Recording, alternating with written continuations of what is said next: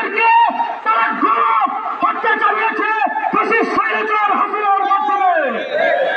প্রিয় সাথী বন্ধুগণ, শুধু তাই নয়, 2021 সালে মধুবিরোধী আন্দোলনে ব্রাহ্মণবাড়িয়াতে আমার কর্মী ভাইরা শহীদ হয়েছে। সম্মানিত উপস্থিতি, গত 1 বছর পূর্বে 2024 সালে ফিরাই আমাদের ইতিহাসে সংযোগ করে লেগে থাকবে, যেখানে আমাদের দেশের প্রত্যেকটি মানুষ নির্যাতিত হয়েছে। স্কুল কলেজ ভার্সিটির সাথে আমাদের কর্মী মাদ্রাসার ছাত্ররা ছিল ঐক্যবদ্ধ, যেমনভাবে স্কুল কলেজ ভার্সিটির ছাত্ররা আক্রমণিত হয়েছে হাসিনার কাছে, আমাদের কর্মী মাদ্রাসার ছাত্ররাও কোনোভাবে কম যায়নি। আমি নিজে 18 জুলাই উত্তর অভিযানের সেন্টারে গুলিবিদ্ধ হয়েছি। আমার চেহারা টিয়ার গেছে, পুড়ে গিয়েছিল, তাও আমরা পিছপা হয়নি। আমাদের কর্মী মাদ্রাসার শতাধিক ছাত্র শহীদ হয়েছে সেই জুলাই আন্দোলনে।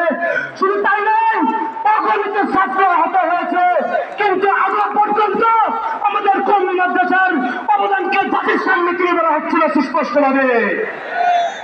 আমি স্পষ্টভাবে বলে দিতে চাই, আমাদের কর্মী মাদ্রাসার অবদানকে যদি কেউ লঙ্ঘন করতে চাই, তাহলে আমরা আবার আরেকটি গণঅভ্যুত্থান করে দেবো ইনশাআল্লাহ।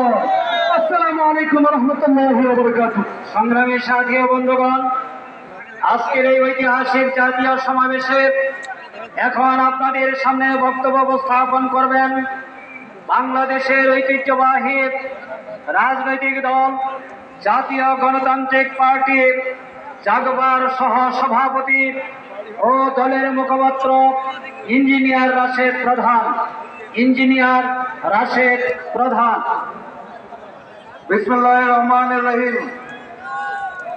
বাংলাদেশ জামায়াতে ইসলামী আয়োজিত আজকের এই জাতীয় সমাবেশের সম্মানিত সভাপতি, জামায়াতের মানবিক নেতা, বাংলার মানবিক নেতা, আমাদের সকলের পছন্দের ডক্টর শফিকুর রহমান, মঞ্চে উপবিষ্ট জামায়াতে ইসলাম সহ জাতীয় নেতৃবৃন্দ, আমার সামনে উপস্থিত মিডিয়ার ভাইয়েরা এবং সারা বাংলাদেশ থেকে আগত বিগত 15 বছরের সকল মজলুম জনতা, সবাইকে জানাই আমার দল জাগবার পক্ষ থেকে সংগ্রামী সালাম এবং শুভেচ্ছা।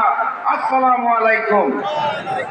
সংগ্রামী সাথী এবং বন্ধুগণ, গত বছর ফ্যাসিস্ট শেখ হাসিনা একটা সুর তুলেছিলেন, তিনি বলেছিলেন রাজাকার। সেই এক আন্দোলনে দিল্লির তিলকমালী মুখ্যমন্ত্রী ফ্যাসিস্ট শেখ হাসিনাকে বাংলা ছেড়ে দিল্লি পালিয়ে যেতে হয়েছে। নতুন করে আবার রাজাকার শব্দ উত্থাপন করা হচ্ছে। ইতিহাস থেকে শিক্ষা নেন, ভুল করবেন না। আল্লাহ ছাড়বে, আল্লাহ ছেড়ে দেবে না। স্লোগান তুলে ধরবেন না, আপনাদের জনতা বাংলাদেশ থেকে বিতাড়িত করে দেবে। আগামীর বাংলাদেশে আমরা বৈষম্য দেখতে চাই না। আগামীর বাংলাদেশে আমরা ভারতীয় আধিপত্যবাদ দেখতে চাই না। আগামীর বাংলাদেশে আমরা চাঁদাবাজি এবং পাথরটিয়া হত্যা দেখতে চাই না। সংগ্রামী সাথী এবং বন্ধুগণ, আমাদের জামায়াতে ইসলামী থেকে যে 7টি দাবি দেওয়া হয়েছে, নির্বাচন সহ প্রবাসীদের ভোট, সকল দাবির প্রতি জাতীয় গণতান্ত্রিক পার্টি জাগবার পক্ষ থেকে সমর্থন ব্যক্ত করছি। একই সাথে সাথে নতুন 2টা দাবি উত্থাপন করছি। সাথে সাথে বাংলার মাটিতে কোন হত্যাকারী আওয়ামী লীগের রাজনীতি চলবে না, চলতে দেওয়া হবে না। ইনশাআল্লাহ তাদের নিষিদ্ধ করতে হবে। সর্বশেষ দাবি, ওই যে ভারত থেকে মিছিল হচ্ছে, সীমান্তে হত্যা হচ্ছে, আমার দেশের ভোটের ফল একত্রিত হতে হবে। সকাল মজলুমে হবে বাংলার মাটিতে ভারতীয় আধিপত্যবাদ এবং আগ্রাসনকে আমরা আর মেনে নেব না। ইনশাআল্লাহ আজ দাবির সাথে নতুন 2 দাবি ব্যক্ত করে আগামীর বাংলাদেশ হবে ইসলামের বাংলাদেশ, আগামীর বাংলাদেশ হবে কোরআনের বাংলাদেশ। এই আশাবাদ ব্যক্ত করে আজকের মতো বিদায় নিচ্ছি। নারায়ণ তাকবীর, নারায়ণ তাকবীর, নারায়ণ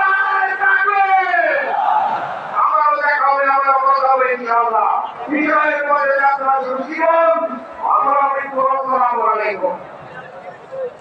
সম্মানিত ভাই ও বন্ধুগণ, আজকের এই জনসমুদ্রে এ পর্যায়ে বক্তব্য পেশ করছেন